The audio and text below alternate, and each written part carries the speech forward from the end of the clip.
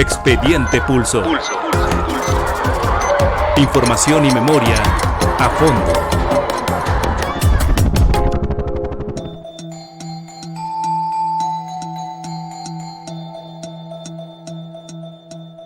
Sinceramente, no sé desde cuándo las mujeres podemos votar. No estoy muy segura, pero creo que fue 1953 o 1955. Uno de esos 2 años, creo. Y no sé quiénes fueron las pioneras de este movimiento, la verdad, pero pues demostraron que teníamos el mismo derecho que los hombres a tomar decisiones, ¿no? En este episodio de Expediente Pulso, abrimos un archivo que marca un antes y un después en la historia de México. ¿Desde cuándo podemos votar las mujeres? ¿Quiénes alzaron la voz cuando el silencio era norma? ¿Qué obstáculos se enfrentaron para conquistar un derecho que hoy damos por hecho? A 70 años de la primera elección federal, en la que las mujeres pudieron votar en julio de 1955, hacemos un viaje al pasado. Retomamos discursos que han quedado olvidados y que las más jóvenes probablemente no conocen. Buscamos sonidos y testimonios que cuentan una lucha larga pero imparable. Este episodio es un ejercicio de memoria sonora, un homenaje a las mujeres que abrieron camino, porque en México votar, siendo mujer, no siempre fue un derecho, fue una conquista. Las sufragistas.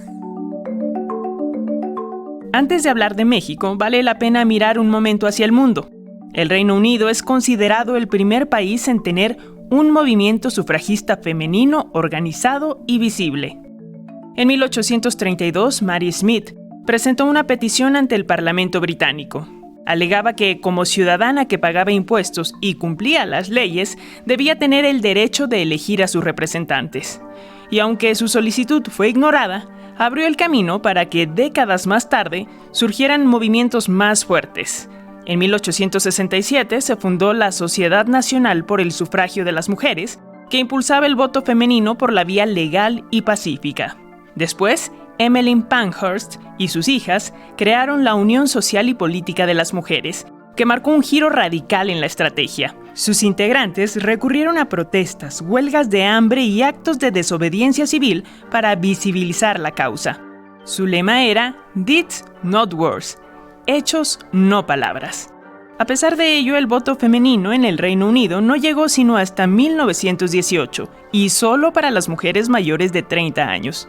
En 1928 se igualó la edad del sufragio entre hombres y mujeres. Para entonces, países como Nueva Zelanda, Australia, Finlandia, Noruega y hasta Estados Unidos ya habían reconocido el derecho de las mujeres a votar. Pero, ¿y aquí en México?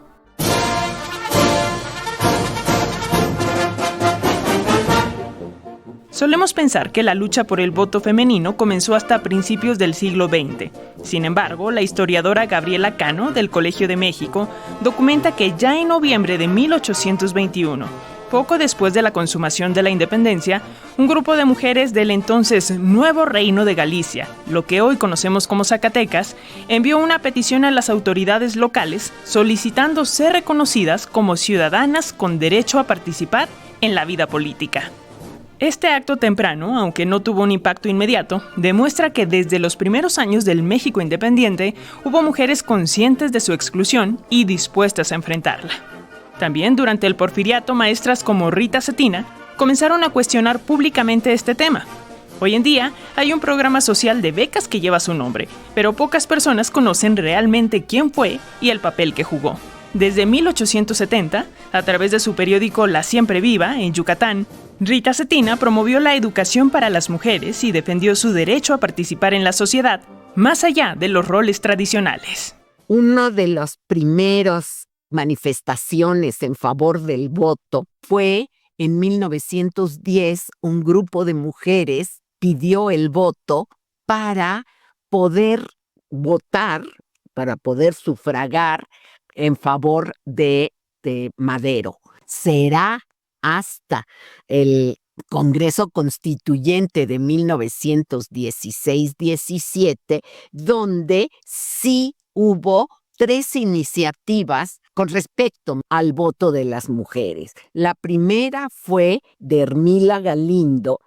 Esta esta iniciativa que ella envió preveía que se otorgara, se concediera el voto a mujeres que supieran leer y escribir. Esa fue la primera de las iniciativas.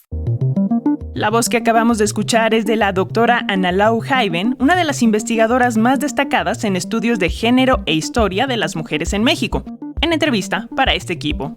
Hermila Galindo fue una destacada escritora, activista feminista y política mexicana, colaboradora cercana de Venustiano Carranza durante la Revolución Mexicana. La segunda iniciativa la envió el general González Torres, en donde decía que ese sufragio se tenía que dar gradualmente. Y la tercera iniciativa fue en contra del sufragio femenino. ¿Por qué? Porque quienes lo manifestaban decían que las mujeres iban a tener que preguntarle al sacerdote de la iglesia si podían votar o no. Como se creía que las mujeres eran sumamente religiosas y que iban a consultar a los sacerdotes respecto a quién otorgar el voto, se temía que esto derivara en más poder a la iglesia. Por otra parte, de acuerdo con la historiadora Enriqueta Tuñón, quien ya falleció, pero cuya voz pudimos retomar de la Fonoteca Nacional, si bien el porcentaje de hombres y mujeres analfabetas en esos años era prácticamente el mismo, a las mujeres se les excluyó explícitamente. Si revisamos el censo del año 1921, el porcentaje de mujeres que sabían leer y escribir era de aproximadamente 30%, mientras que el de los hombres era de 37%. Es interesante también que recordemos que cuando se habló de la posibilidad de dar el voto a las personas analfabetas, se decidió que a los hombres analfabetas sí se les iba a dar el voto. ¿Por qué? Porque no era posible, eso era como faltar a un principio de la revolución, ¿no? El decir, los analfabetas no van a tener el derecho al voto. Cuando era una revolución social. Exactamente, entonces tenían que hacerlo. Pero, sin embargo, a las mujeres las tacharon de que no estaban preparadas. Entre los argumentos, también decían que la política se consideraba un campo inmoral, que podía corromper a las mujeres, descuidarían el hogar, a los hijos y al marido. Entonces, para no romper la unidad de la familia mexicana, se decidió impedir el sufragio de las mujeres. Al Congreso Feminista de Yucatán pues llegan principalmente maestras de primaria. Son las primeras generaciones de mujeres que tuvieron un título profesional y que pueden ejercer una profesión liberal. Hay que decir que previo al Congreso Constituyente, en enero de 1916, en la ciudad de Mérida, se reunieron 617 mujeres para plantearse su papel en el escenario público. Había posturas conservadoras que pedían ceñirse al papel de maternar. Las moderadas exigían condiciones para trabajar y votar, mas no para ser votadas. Y las radicales promovían una participación política amplia, el divorcio y además la enseñanza de las materias de anatomía y biología en la primaria. Salvador Alvarado era el gobernador de Yucatán. Justamente Salvador Alvarado espera que una de las resoluciones sea el voto femenino, justamente porque él aspira a ser presidente de México. Y él piensa que si él le da el voto a las mujeres, en esta idea muy masculina, ¿no? De yo le voy a dar el voto, pues que ellas van a votar por él. O sea, sí, es como quien dice un plan con maña. Acabamos de escuchar a Fausto Gómez, académico del Centro de Estudios de Género del Colegio de México, en la serie Bingo, Voto Femenino, No Discriminación del IMER. El caso de Yucatán es clave en esta historia, pues aunque el Congreso Feminista de 1916 no logró incidir en la redacción de la nueva Constitución de 1917, en la entidad continuaron las movilizaciones por los derechos políticos de las mujeres. Una figura central de esta lucha fue Elvia Carrillo Puerto, alumna de la ya mencionada maestra feminista Rita Cetina y hermana del gobernador Felipe Carrillo Puerto. Durante el gobierno de Felipe Carrillo Puerto en Yucatán, entre 1922 y 24, se reconoció el sufragio femenino tanto a nivel municipal como estatal. En 1923 3 mujeres fueron electas como diputadas al Congreso Estatal: Elvira Carrillo Puerto, hermana de Felipe, Raquel Cid y Beatriz Peniche de Ponce. El único problema fue que con el asesinato del gobernador, las mujeres que habían accedido como diputadas tuvieron que dejar sus cargos. ¿Por qué? Porque Felipe no había cambiado la Constitución a hacer el sustento legal. Luego llegó la era de Lázaro Cárdenas. Durante su presidencia en los años 30, Cárdenas impulsó una reforma para, por fin, reconocer el derecho al voto de todas las mujeres mexicanas. El sueño parecía alcanzarse. En su mensaje al Congreso de la Unión el 1 de septiembre de 1937, el entonces presidente de la República dijo lo siguiente: No puede llamarse democracia plena si no se reconoce a la mujer como ciudadana con derecho al voto y a ser votada. Cárdenas dudaba de la posibilidad de reformar la Constitución y cambiar los artículos 34, 35 y 36. Pero en 1937, el 1 de septiembre, en su mensaje al Congreso de la Unión, planteó al legislativo que se promovieran las reformas correspondientes al cambio del artículo 34 a fin de otorgar plenos derechos civiles a las mujeres. En 1938, la reforma se aprobó y, sin embargo, no se publicó en el Diario Oficial de la Federación. En este equipo de Expediente Pulso nos dimos a la tarea de revisar los archivos de la Hemeroteca Nacional Digital de México. Allí encontramos una copia del diario El Informador de la Sociedad Tapatía. Se trata de una publicación del martes 14 de septiembre de 1937. En la página 6, justo arriba de un anuncio de crema facial para mujeres, se alcanza a leer lo siguiente: El voto femenil se va a conceder a las mujeres, pero no a todas. Respiremos. Y que a las nuestras, desde luego, no se les conceda nada.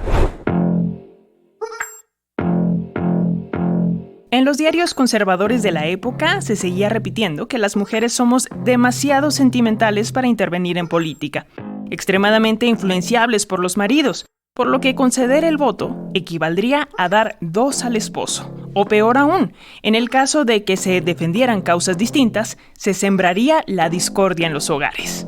Por otro lado, el derecho al voto sería solo el principio. Si las mujeres empezaban a votar, pronto querrían ser diputadas y miembros del gobierno, y eso sería perjudicial tanto para los intereses de la nación como para la salud de las mujeres, que probablemente se resentiría a causa de la intensa actividad propia de la política. Las ideas machistas desde luego eran replicadas por el cine.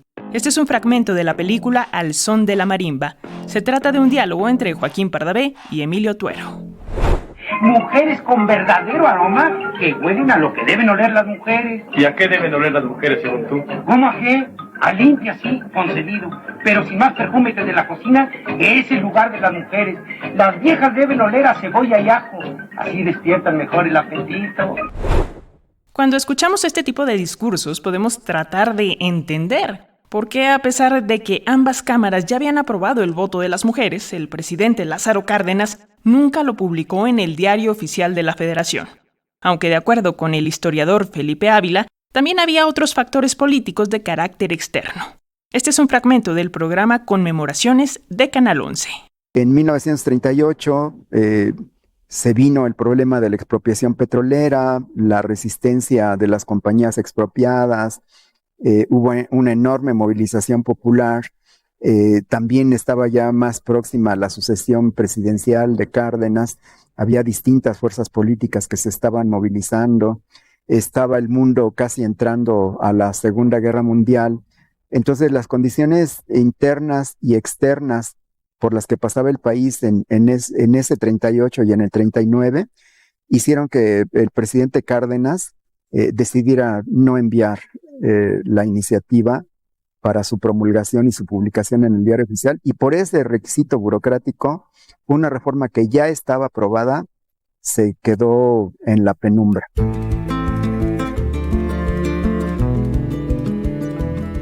Ya en 1947, el gobierno de Miguel Alemán Valdés reconoció el derecho de las mujeres a votar en elecciones municipales. Fue un avance, sí, pero también una concesión limitada, marcada por una visión paternalista. Se pensaba que en los municipios, esa casa chiquita donde las mujeres sí podían opinar, no había peligro en dejarlas participar. Es la voz de la historiadora Enriqueta Tuñón, retomada de nuestra búsqueda de archivos en Fonoteca Nacional. Les ofrece el derecho al voto en un mitin que se llevó a cabo en la Arena México en 1945, cuando todavía él era candidato. Él les pide a las mujeres que no vayan a dejar de ser la madre incomparable, la esposa abnegada y hacendosa, la hermana leal y la hija recatada. O sea, no se vayan a creer ustedes que si van a tener el derecho al voto, van a poder tener más derechos. No. Ustedes van a tener el voto, pero para, desde esa posición sumisa, ayudarnos. Para ese entonces, en América Latina, Ecuador, Uruguay, Brasil, Argentina y otros ya se habían adelantado a México. Además, la Asamblea General de la ONU, en la Convención sobre los Derechos Políticos de la Mujer de 1952, determinó que un país democrático debía reconocer la ciudadanía de todos sus integrantes, incluyendo a las mujeres. Ese era el panorama internacional durante la campaña del candidato presidencial Adolfo Ruiz Cortines, quien le pidió a la activista y feminista Amalia González Caballero de Castillo Ledón que le llenara un estadio y reuniera 500,000 firmas de mujeres para justificar políticamente una reforma constitucional que reconociera el voto femenino a nivel federal una vez que asumiera la presidencia. Cuando está la campaña de Ruiz Cortines, les dice, sí, pero llénenme un estadio. Y se llena un estadio con mujeres y llegan camiones de toda la República, como ya lo sabemos, y se llena el estadio 8 de marzo, y él promete mandar una iniciativa para reconocer el voto. Ahora, esta iniciativa tiene un catch, como se puede decir. ¿Por qué? Porque ya estaba la iniciativa que mandó Cárdenas. Entonces, si ponían esa iniciativa, iba a decir que Cárdenas otorgó el voto o reconoció el voto. Entonces, cambian de varón y mujer a hombre y mujer en la iniciativa. El testimonio de Estela Mújica. Soy de Querétaro, aunque a los 4 años toda mi familia nos fuimos a vivir a Guanajuato. Era una población muy pequeñita. Las mujeres no teníamos allí oportunidad. Mi papá, creo yo que para esos tiempos, era de ideas avanzadas. Y él no quiso que sus hijas nos quedáramos allá, porque el porvenir de las mujeres era casarse con un borracho o quedarse a vestir santos. Acabamos de escuchar la voz de la señora Estela Mújica, economista de profesión, quien hoy tiene 88 años. Nos abrió las puertas de su casa para brindarnos esta entrevista. Empecé a trabajar para poder ayudar en la casa. Presenté un examen en la Secretaría de Hacienda y entonces me gané una plaza de secretaria con elementos de taquimecanografía. Ella estuvo presente aquel 17 de octubre de 1953 en el Palacio de Bellas Artes, en el evento al que convocó a Adolfo Ruiz Cortines para anunciar el reconocimiento del voto femenino. No recuerdo si mi papá me comentó, más bien en la oficina que trabajaba, nos dijeron que iba a haber un evento en el Palacio de Bellas Artes y que el presidente de la República, Adolfo Ruiz Cortines, iba allí a hacer un anuncio muy importante. Entonces asistimos, puras mujeres, asistimos al evento en Bellas Artes. Yo creo que yo tenía 17 años. 17 años a mí me impactó. Estela nos cuenta que lo que le impactó fue caer en cuenta de que hasta antes de ese anuncio, las mujeres no eran ciudadanas de este país. Ese día quedó establecido en el artículo 34 de la Constitución que las mujeres podían votar a los 18 años siendo casadas o hasta los 21 si no. Y fue hasta el 3 de julio de 1955, es decir, hace 70 años, que las mujeres en México pudieron ejercer su derecho al voto por primera vez en una elección federal para elegir diputaciones. La cadena de periódicos García Balseca, que hoy es conocida como El Sol de México, documentó que solo 20 mujeres participaron como candidatas de un total de 356 contendientes. Es la voz de María Lavalle Urbina, en entrevista con una reportera de Excelsior, cuyo nombre se desconoce. El audio, que data de aquel 1955, también lo obtuvimos de los archivos de la Fonoteca Nacional. Lavalle Urbina fue la primera mujer en ejercer como presidenta del Senado. Hubo un hecho, realmente extraño. En las que yo visité como redactora de Excelsior, me pareció que en la mayoría había más mujeres que hombres votando. Yo quisiera que me dijera usted, ¿a qué atribuye usted ese hecho? Si a que las mujeres tenemos más sentido de responsabilidad o a que somos más ingenuas y se nos engaña más fácilmente. No creo que seamos más fácilmente engañadas ni que pudiera haber en realidad en esta ocasión la menor inquietud al respecto. Creo que si en las casillas se observaban grandes contingentes femeninos, eran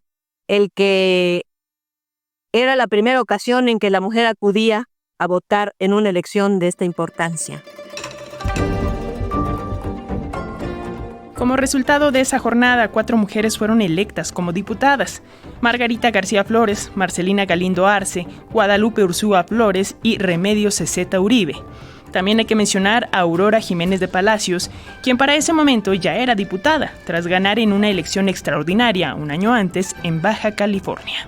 Al no tener aún 21 años y no estar casada como lo indicaba la reforma constitucional, Estela Múgica no pudo ejercer su voto en esa ocasión. Lo hizo hasta las elecciones presidenciales de 1958. En el 58 pude votar y ya voté. ¿Y se acuerda de ese día? ¿Había muchas mujeres? ¿Había pocas mujeres? ¿En el 58? ¿Qué va? ¿Qué va?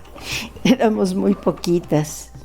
La señora Estela nos dice también que el reconocimiento del voto no implicó un cambio cultural inmediato, pues el machismo seguía presente en los espacios públicos. Y creo que yo misma, en la escuela, yo era muy buena estudiante.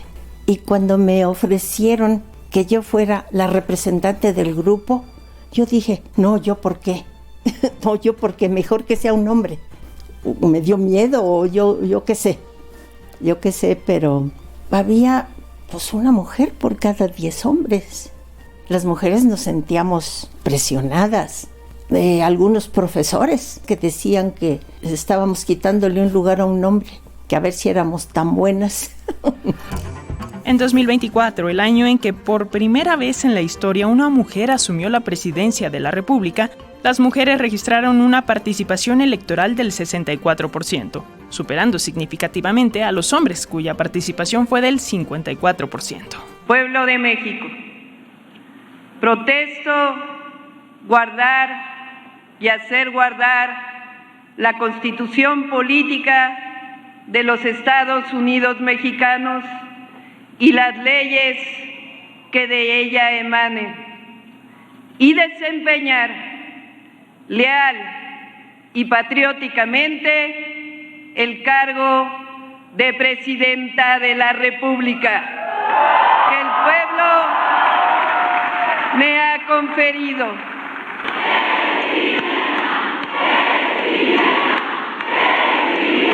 Y digo llegamos porque no llego sola, llegamos todas.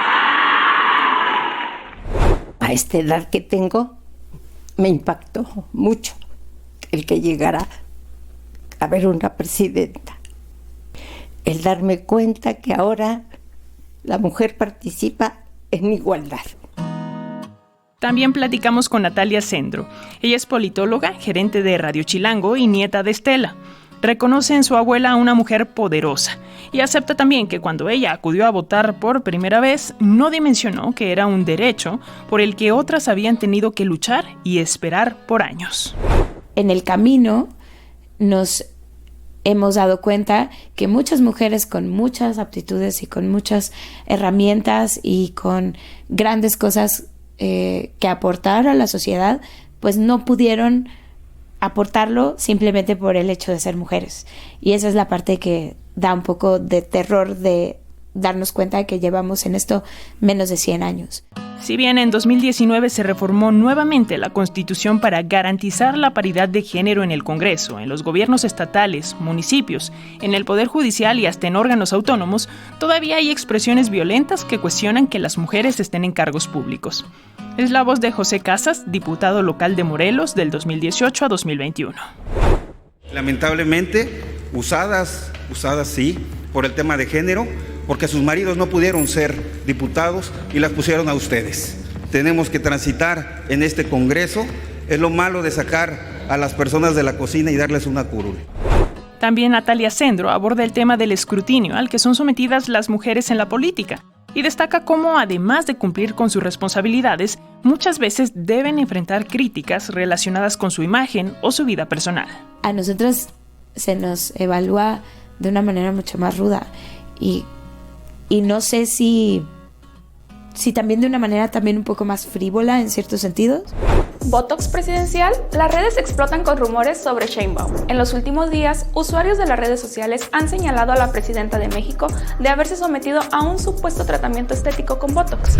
Pienso en la presidenta, creo que ella lo ha hecho muy bien, pero yo no sé cómo se levanta ella todas las mañanas pensando, yo tengo que lidiar con la carga histórica de que soy la primera mujer presidenta y que además lo tengo que hacer lo suficientemente bien, no puedo equivocarme, porque entonces, no sé, se da espacio a conversaciones que no tienen nada que ver con su trabajo, pero que solamente por ser mujer se ponen sobre la mesa.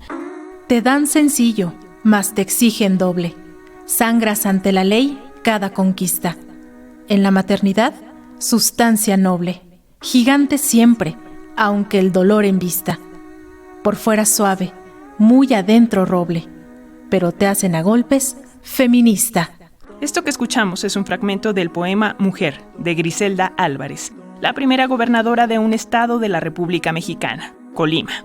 En 1955, las mujeres lograron que por primera vez sus decisiones políticas fueran reconocidas. Pero la historia no se detiene.